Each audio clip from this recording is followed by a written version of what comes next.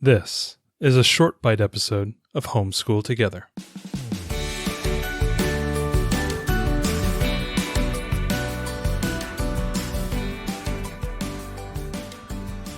Hello and welcome to Homeschool Together short bite edition. There's many times you're wandering the homeschool desert. Your shirt's tattered rags. The sun is beating down in your head and all you need to do is find a book. Ariel, where would you go? All right, today we are talking about my favorite book buying resource, y'all. Get out a pencil, Bookfinder.com. .com. 100% the first place that I go for books. So Bookfinder.com is an aggregator website that will give you pricing on books at a variety of different websites, both new and used prices, with or without shipping, which I'll explain in a minute why that's important. And it'll give you links to go right there and buy it. So this is the only place that I go. You know, if I look up something on Amazon and I know what the price of the book is, that gives me like a baseline. That tells me nothing.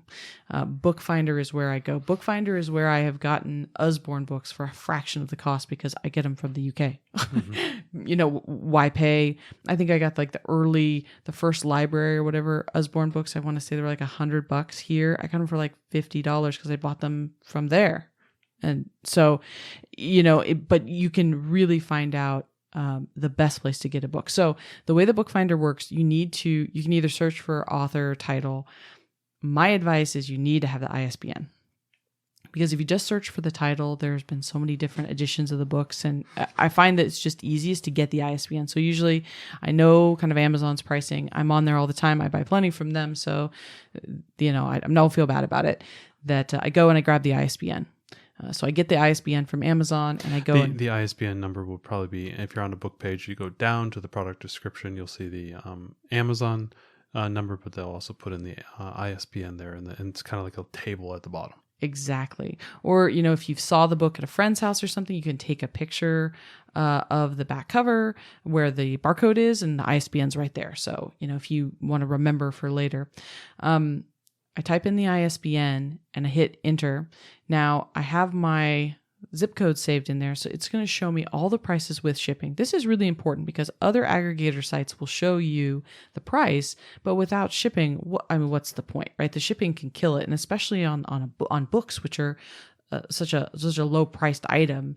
Having to pay $5 in shipping just can ruin the deal. So having shipping in there is really terrific. And then it's going to give you a list on the left of all the places to buy it new, and on the right, all the places to buy it used.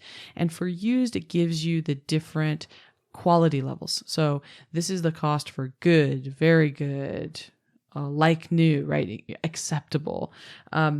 I try never to buy anything that is acceptable because it can be really rough. I try to always buy good or better. And you can really see, and there are times when it's like, wow, the used price, it might as well buy this new. I can get it for almost the same price. Or there have been times I've been able to get the used book for, it's used and it's $3 or something, $4 for a book that would cost new $20. So you can really save. The other thing is there's a button to click at the top where you can you can take the shipping off. And you're like, why would I want to take the shipping off? Well, the thing is, most websites, right, offer free shipping if you get to a certain dollar amount. So if you know that you're going to be buying a lot of books, you may want to turn that off and find out what the cheapest price is on a few books. Maybe it all comes up from the same site, and you can end up buying enough books that you don't care about the shipping because you're going to get it free anyways.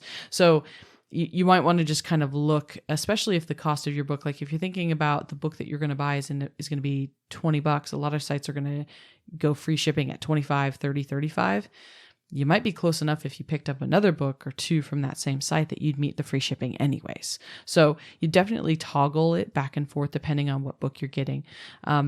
They also have a button at the top, which is sell back this book. So if you have a book and you want to know how much could I sell it back for, you can type the ISBN into Bookfinder and it'll tell you what it is worth if you wanted to sell it back. And then there's a link there that you can go, and they send you a a shipping label and you box up your book and you send it back, and then they'll credit you that money.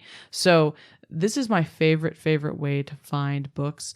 Whenever I get a new curriculum and, I have this whole list of books, the first thing I do is I go to Bookfinder and I go and I hit every one of them, and I can see exactly what I'm looking at and whether it's worth it to buy it new or used.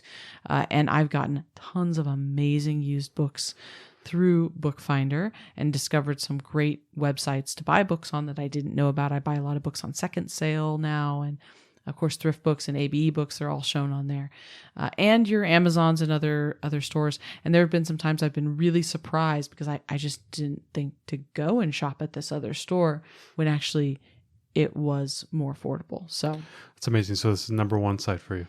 Yeah, first stop. Even if I want to buy the book new. I mean, even if I'm not looking to buy it used, I want to buy it new because it's going to be a book we're going to keep, or it's a book that gets used, right?